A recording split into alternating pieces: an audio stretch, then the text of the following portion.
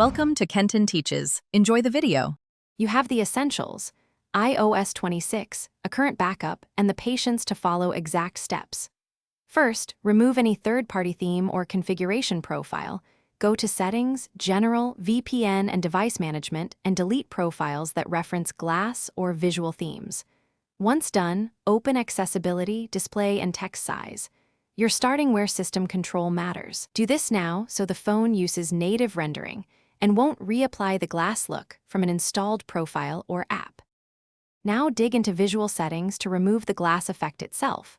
Turn on Reduce Transparency to strip layered blur, and enable Reduce Motion to stop layered animations that emphasize glass. Lower Limit White Point and adjust contrast. This reduces the glossy appearance. Then switch your wallpaper to a non-blurred, flat image and turn off Perspective/Parallax. These changes replace layered translucent surfaces with solid visuals, so the OS renders matte elements rather than the glassy, blurred theme you're removing. Finish by uninstalling any theme utilities and rebooting the device.